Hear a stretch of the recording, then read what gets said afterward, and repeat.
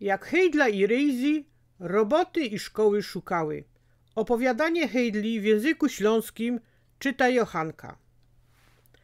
Tak jak te roski pierwej, tyż każdy po szkole podstawowej marzył, co by mieć porządny fach.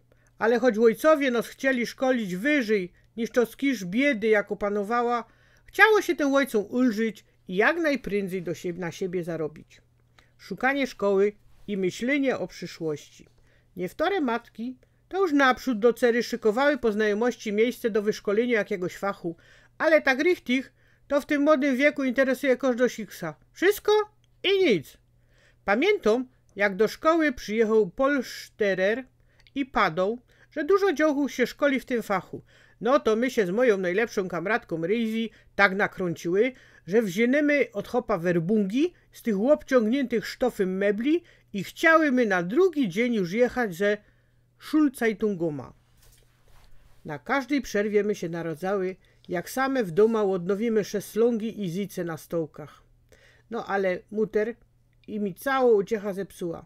Padała, że mebelmacher to ciężko robota, bo trzeba dźwigać, a i o tako licho to mnie hop zaraz wyciepnie.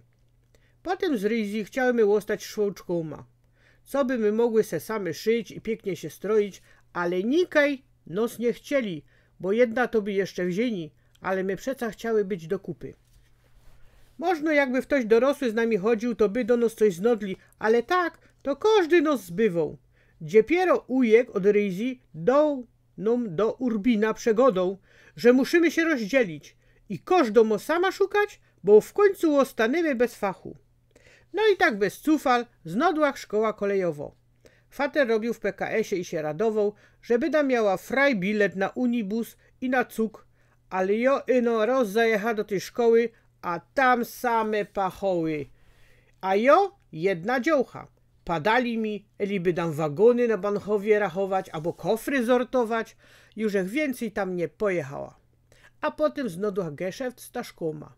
Szyć roztomaite taszki to nie było nic głupiego, ale jak ta baba mnie ostro przywitała i padała, co mogam, a czego nie mogam, a przed pyskiem pogroziła, to żech się wystraszyła i uciekła. Larma było w domu w pierony, bo to niby insze dziołchy już się szkoliły i no my z kamratką jeszcze bomblowały. Muter Ryzi pada krótko. Jak się pościelesz, tak się wyśpisz. No, ale Ryzi glikło się, bo genau jedna beamterka szukała kindermeidli do bajtla i Ryzi osmoluła cały ten fach, bo fajny gel tak miała, ale moja muter nie odpuściła. Pomoc rektora.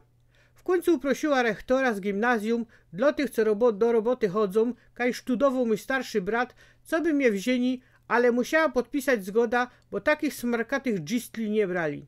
Fajnie było, mnie traktowali jak dorosło baba, ale bracik durch imię na łoku miał i dycki skarżył wszystko matce.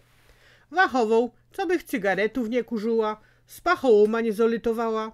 Szkoła była po południu, no to na pora miesięcy przyjmła się do kobiety, co na maszynach sztrykowała, za pucfrau, za kindermeidla, co by zarobić na siebie, bo bych musiała do południa druh w polu robić, a ja tej do tego grajwki nie miała.